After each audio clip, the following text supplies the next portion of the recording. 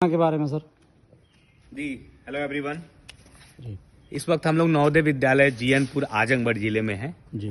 और मैं यहाँ का पुरातन छात्र हूँ जी, यानी एक्स स्टूडेंट कह सकते हैं आप। कौन से ईयर में थे आप यहाँ? 2006 पास आउट हूँ। Very good.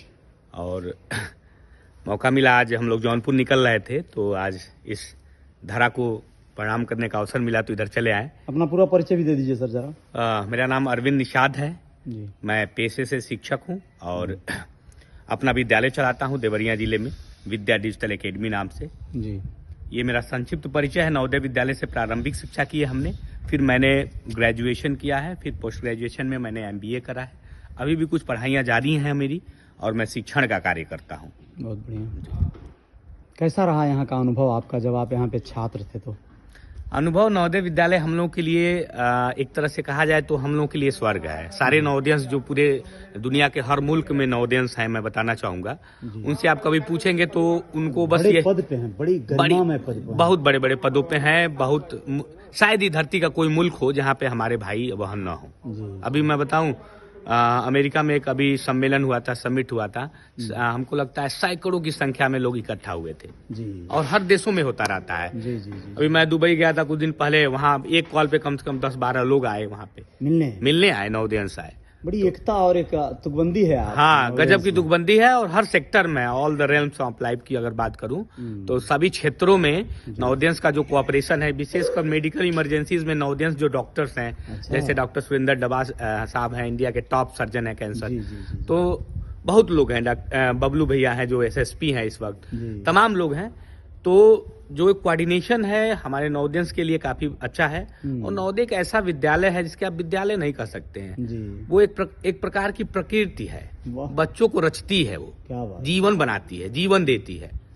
तो हम लोगों को जो कुछ भी मिला है इस नवोदय से मिला है, नवोदय से मिला है और धन्य हो जाता है। कभी हम लोग गुजरते हैं किसी नवोदय के पास से तो जरूर हम उस प्रांगण में कदम रखते हैं। हम लोग भी यहाँ आए और देख करके ऐसा लगता है कि यही है स्वर्ग असली हम लोग के लिए। बस टीचर फैकल्टी बहुत शानदार जो है, सब सेंट्रल गवर्नमेंट से टीचर्स आते हैं, आवासीय टीचर होते हैं। सारे टीचर्स हमारे यहीं रहते हैं और उनकी 24 घंटे की ड्यूटी होती है। अब तो सौभाग्य की बात है, हमारे कई बैचमेट ही टीचर हैं, नवोदय में ही टीचर है। कुशीनगर नवोदय में हमारा प्रखर द्विवेदी नाम का एक मित्र है, साइंस का PGT है, वो तो PGT टीचर है। बच्चे कौन सी कक्षा के बाद दाखिला लेने के लिए? दाखिला आप इसमें क्लास 6 से ले सकते हैं। अच्छा। आप 5 में हैं तो आपके बच्चे अगर 5 में हैं तो 5 में एग्जामिनेशंस होते हैं डिस्ट्रिक्ट वाइज और आप एग्जाम दिलवाइए। अगर बच्चा पास होता है तो नवोदय में क्लास 6 to 12 की एजुकेशन सेंट्रल गवर्नमेंट के द्वारा दी जाती है। और लेकिन बताना चाहूंगा, मानव संसाधन विकास मंत्रालय जो है उसका 65% बजट केवल नवोदय विद्यालय पर खर्च होता है। ओह माय गॉड, बहुत बढ़िया, बहुत बड़ी बात है। तो दोस्तों, बहुत अच्छी बातें हुई, लेकिन इस बात को क्रमशः हम जारी रखेंगे और बहुत शानदार तरीके से आगे बढ़ाएंगे। और इस अगली वीडियो में आप लोगों को पूरी डिटेल बताएंगे कि नवोदय विद्यालय में दाखिला लेने की क्या प्रक्रिया होती है या फिर आप कैसे तैयारी कर सकते हैं। सारे अनुभव साझा करवाएंगे हम अरविंद निषाद जी के, जो कि एक शिक्षक भी हैं, अब वर्तमान में अपना विद्यालय चलाते हैं और ये नवोदय पास आउट हैं। तो नवोदय में कैसा अनुभव रहा, कैसे बच्चे जो आने वाले हैं उनको क्या करना चाहिए, इन सारे विषयों पे हम बात करेंगे और बहुत सारी बातों को आप लोगों को बताएंगे रियल रिपोर्टर न्यूज स्टार के माध्यम से, रियल रिपोर्टर न्यूज स्टार वाले पेज के माध्यम से। हम ही नवोदय हूँ, वाह क्या बात है। देखिए एक स्टेज है, यहाँ पर सोचिए परफॉर्म होता होगा, बच्चों के लिए एक हॉल है, परिसर है।